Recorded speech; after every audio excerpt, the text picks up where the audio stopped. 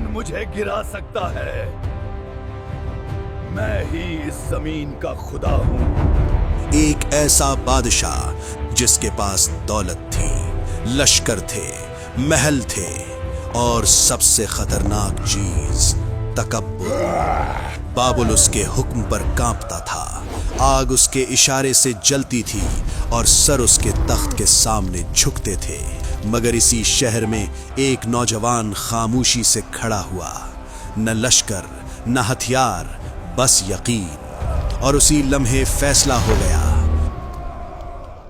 कदीम इराक यानी बाबिल के अतराफ एक ऐसी सल्तनत कायम थी जहां सिर्फ एक ही हुक्म गूंजता था, नमरूद का। अपने जमाने का सबसे ताकतवर और सबसे मुतकब्बिर हुक्मरान। लोग उसके कदमों की चाप से कांपते, उसके महल्लात के साये में शहर सांस लेते और इंसान अपनी गैरत उसके गुरूर के नीचे रख चुका था। नमरूद ऐलान करता था, मैं रिस्क देता हूँ, मैं जिंदगी देता हूँ और मौत मेरे इशारे से आती है। वो सिर्फ बादशाह नहीं था, वो खुद को रब समझता था। एक दिन उसके दरबार में एक नजूमी आया और कहने लगा, एक बच्चा पैदा होने वाला है जो तेरी सुल्तनत और तेरे खुदाई दावे दोनों को चकनाचौर कर देगा। सुनहरी महलों में बैठा नमरूद अचानक जर्द पड़ गया। उसने हुक्म सादिर किया, आज से कोई माँ बच्चा पैदा ना करे। हर नौजायदा को मिटा दिया जाए। गलियां चीखों से भर गईं, माओं की गोदें खाली हो गईं और जुल्म खून में कदम रखता हुआ आगे बढ़ने लगा।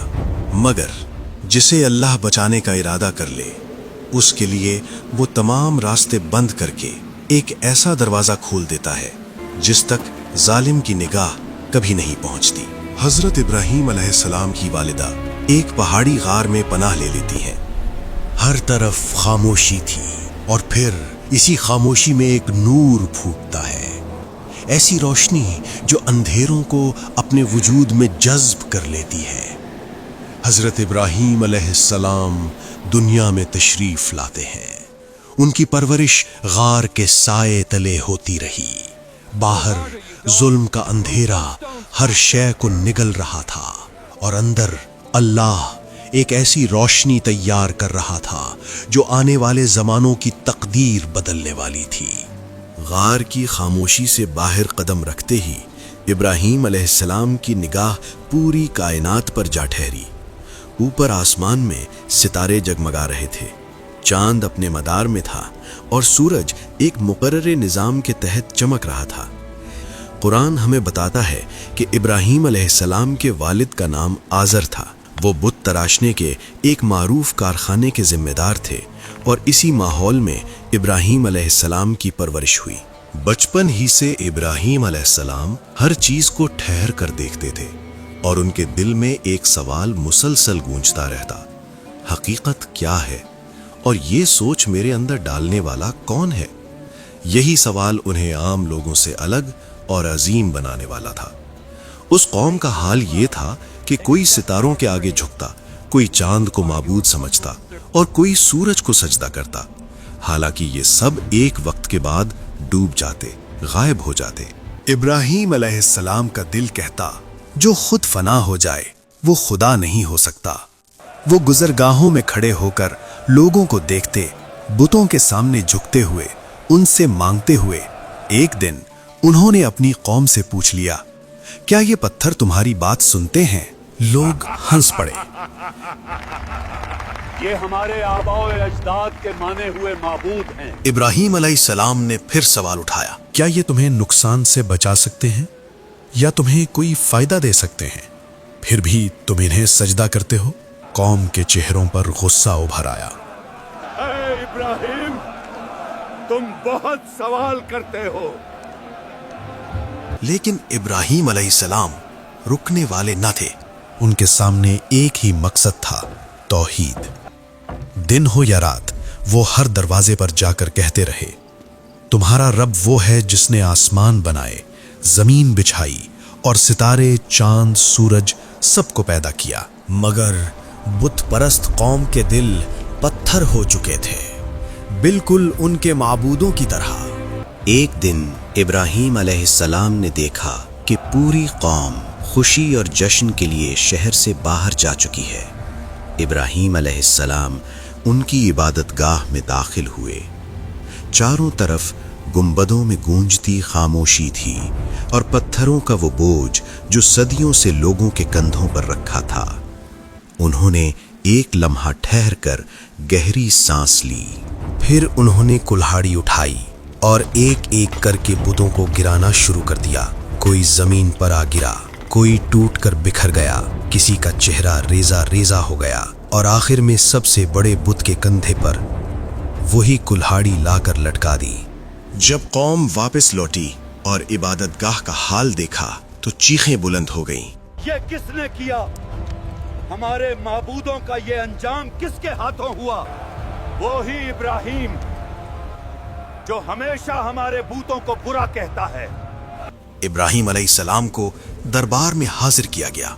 सवाल किया गया, ए इब्राहीम, क्या ये सब तुमने किया है? इब्राहीम अलैहिस्सलाम ने पूरी संजीदगी से जवाब दिया, अगर ये सबसे बड़ा बुत सही सलामत खड़ा है तो इसी से पूछ लो, शायद यही बता दे कि बाकी बुतों को किसने तोड़ा। कौम गुस्से से तड़प उठी। तुम जानते हो ये बोल नहीं सकते। जब तुम खुद जानते हो कि ये न बोल सकते हैं, न चल सकते हैं, न फायदा दे सकते हैं, न नुकसान पहुंचा सकते हैं, तो फिर तुम इन्हें अपना रब क्यों मानते हो? इब्राहीम अलैहिस्सलाम के अल्फाज शहर की दीवारों से टकरा गए, लोगों की जुबानों से टकराकर नमरूद के महल तक पहुंच गई। इब्राहीम अलैहिस्सलाम को नमरूद के दरबार में पेश किया गया। ये कोई मामूली मजलिस न थी।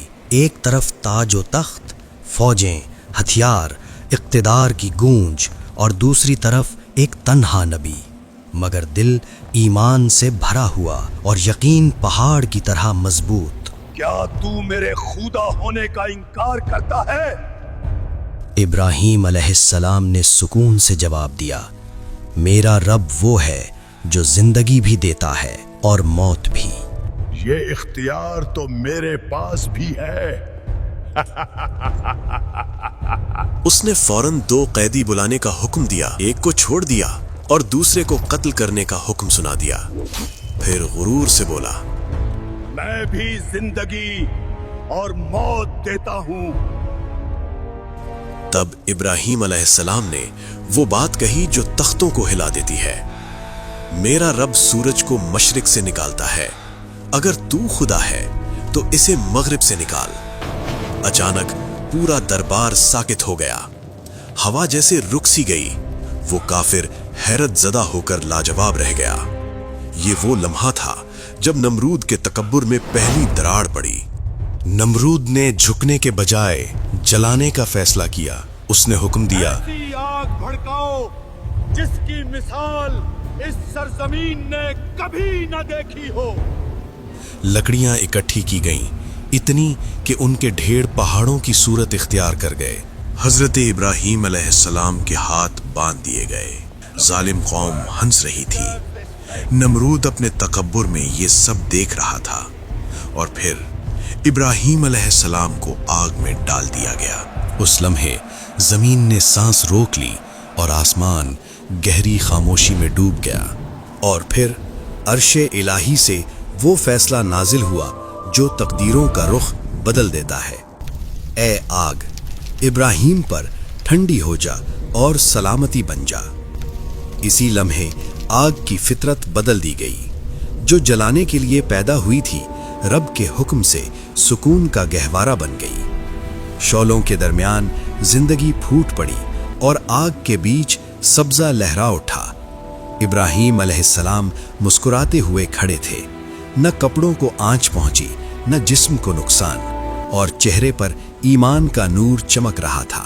जालिम कौम हैरान होकर रह गई, आंखें फटी की फटी रह गईं और नमरूद अपने अंदर ही अंदर मर गया। अब सवाल ये था, नमरूद और उसकी ताकतवर फौज का अंजाम क्या हुआ? एक रिवायत के तौर पर बयान हुआ है कि अल्लाह ताला ने नमरूद की ताकत एक हकीर सी मखलूक के जरिए तोड़ दी। एक रात फिजा में अचानक गुबार सा उठा। पहले एक मच्छर नमूदार हुआ, फिर दूसरा, और देखते ही देखते लाखों मच्छर आसमान पर छा गए। मशालें बुझने लगी, लश्कर में भगदड़ मच गई, घोड़े बदक कर काबू से बाहर हो गए और सिपाही चीखते हुए अपने बादशाह को पुकारने लगे। वो मखलूक जिसे इंसान हकीर समझता था, उसी ने एक अजीम फौज को मिट्टी में मिला दिया। नमरूद जान बचाने के लिए भागा, चेहरा छुपाने की कोशिश की, मगर एक मच्छर उसकी नाक के रास्ते अंदर दाखिल हो गया। दर्द उसके दिमाग में फैलने लगा। तकब्बुर का वो पहाड़ एक मामूली सी अजियत से जमी बोस हो गया। वो सर पर मुक्के मारता, दीवारों से अपना सर टकराता। जिस जुबान से वो कहता था मैं खुदा हूँ, आज वही जुबान चीखों में डूब चुकी थी। आखिरकार एक वक्त ऐसा आया कि उसी मच्छर ने उसका दिमाग चट कर लिया। सांस रुक गई, गुरूर खत्म हो गया और नमरूद का अंजाम इबरत की मिसाल बन गया। ये किस्सा माजी का नहीं, ये आज भी जिंदा है। आज भी इंसान दौलत, ताकत और इख्तियार पर फख्र करता है और खुद को कानून समझता है। अगर इस कहानी ने आपके दिल को छुआ है तो ये वीडियो सिर्फ देखकर मत छोड़ें, करें लाइक और चैनल को सब्सक्राइब करें ताकि हक की ऐसी कहानियां आप तक पहुंचती रहें।